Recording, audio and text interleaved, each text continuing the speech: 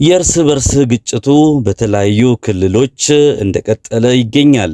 አሁን ደግሞ ከጤናው ጋር በተገናኘ መልኩ ደግሞ ጂንካ ላይ የተፈጠረው ሌላ አሳሳቢ ጉዳይ ተፈጥሯል። ይህ አሳሳቢ ጉዳይ ደግሞ ምንነቱ ያልተረጋገጠ በሽታ ስለመከሰቱ ነው። በነገራችን ላይ የኮሮና ቫይረስ በጣም በርካታ ዓለም አቀፍ ላይ በሚገኙ ሰዎች ላይ ከፍተኛ እልቂት መጥፋቱ የሚታወቅ ነገር ነው። አሁን ደግሞ በተለያዩ ማህበራዊ ሚዲያዎች ላይ በአፍንጫና ሌሎች የሰውነት ክፍሎች የመድማት፣ ትኩሳት፣ ማስቀመጥና ማስመለስ ምልክት ያለበት ያልተረጋገጠ በሽታ በአዲስ አበባችን እንዲሁም ደግሞ በክልል በተለይ ጂንካ ላይ እንደተፈጠረና እንደተከሰተ መረጃዎች እየጠቆሙ ይገኛሉ።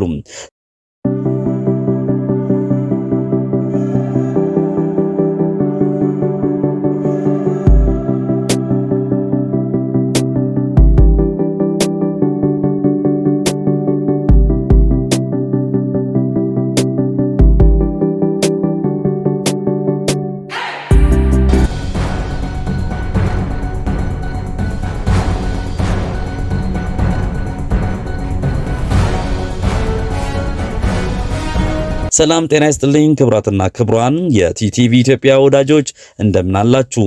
መረጃዎቻችንን ላይክ እና ሼር አድርጉልን። ሰብስክራይብ ያላደረጋችሁ ቤተሰቦች ደግሞ ሰብስክራይብ በማድረግ አጋርነታችሁን እንድታሳዩን እንጠይቃለን። ቪዲዮውን እስከ መጨረሻው እንድትከታተሉ በአክብሮት እንጋብዛለን። ወደ መረጃው ስናልፍ ምንነቱ ያልተረጋገጠው በሽታ ስለመከሰቱ ነው እንግዲህ ያገኘነው መረጃ የሚጠቁመው። በአሁኑ ወቅት እንግዲህ በደቡብ ኢትዮጵያ ክልል የተከሰተውን የሄሞራጂክ ፊቨር አስመልክቶ ከጤና ሚኒስቴርና ከኢትዮጵያ ሕብረተሰብ ጤና ኢንስቲትዩት የተሰጠ ጋዜጣዊ መግለጫ አለ። ይህንን መረጃ እናካፍላችኋለን። የጤና ሚኒስቴር ከኢትዮጵያ የህብረተሰብ ጤና ኢንስቲትዩት እና ከክልል ጤና ቢሮዎች ጋር በመተባበር የህብረተሰብ ጤና አደጋዎችን እንዳይከሰቱና የመከላከልና ከተከሰቱም በአፋጣኝ የማረጋገጥና የተቀናጀ የቅኝትና የምላሽ ስራዎችን እያከናወነ ይገኛል።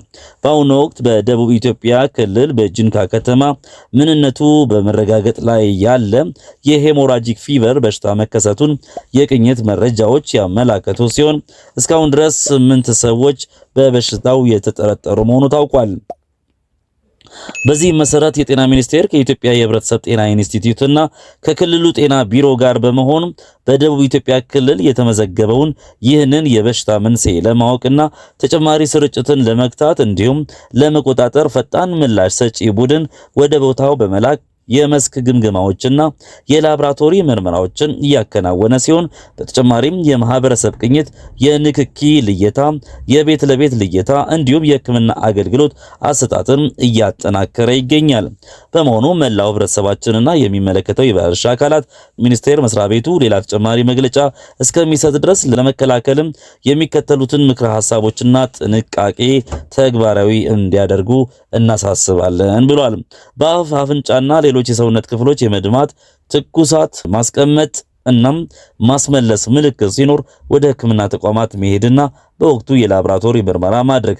ምልክት ከታየበት ማንኛውም ሰው ጋር ንክኪ በሚኖርበት ጊዜ ራስን የመከላከያ ዘዴዎችን መጠቀም፣ ሁል ጊዜ እጅን በሳኒታይዘር ወይም በውሃና በሳሙና በመታጠብ ማጽዳት።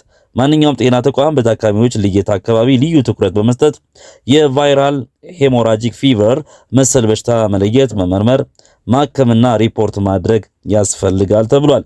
ተጨማሪ መረጃዎችን ደግሞ ከፈለጉ 83 35 እና 952 የነጻ ስልክ መስመሮች በመደወል መረጃ ማግኘት እንደሚቻል የጤና ሚኒስትር ዶክተር መቅደስ ዳባ ገልጸዋል።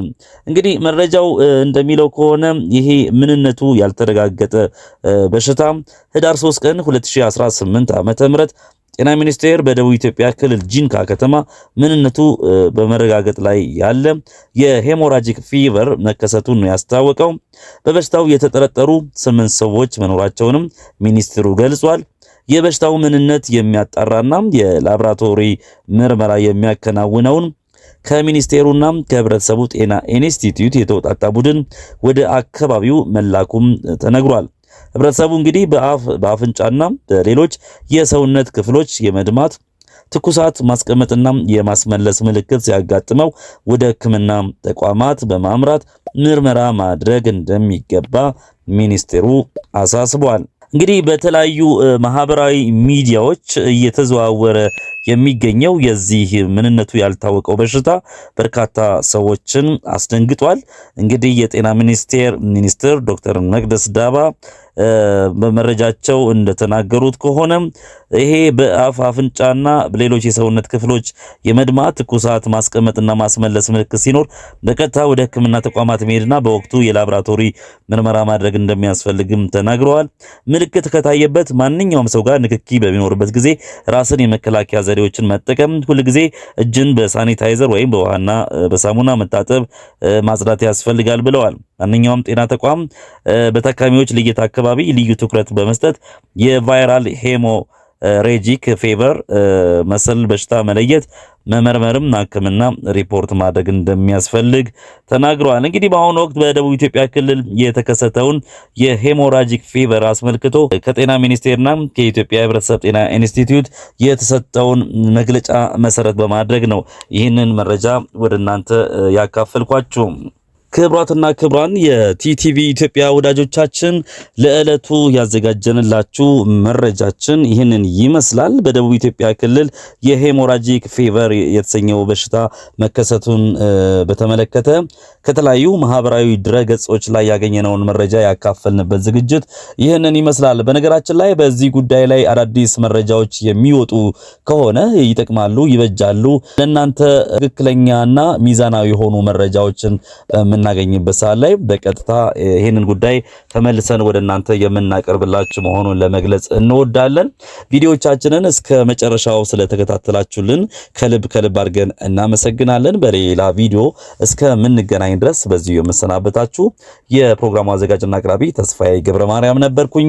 በያላችሁበት ከምንምና ከማንም በላይ ሰላም፣ ጤና፣ ፍቅር ከእናንተ ጋር እንዲሆንላችሁ የሁል ጊዜም ምኞቴ ነው። አችሁበት መልካም ጊዜ እንዲሆንላችሁ እመኛለሁ። ቲቲቪ ኢትዮጵያን ላይክ፣ ሼር፣ ሰብስክራይብ እያደረጋችሁ አጋርነታችሁን እንድታሳዩን በድጋሜ በአክብሮት እጋብዛችኋለሁ። ይህንንም እያደረጋችሁ ላላችሁ እግዚአብሔር ያክብርልኝ ለማለት ነው የምወደው። በያላችሁበት ሰላም ሁኑልኝ።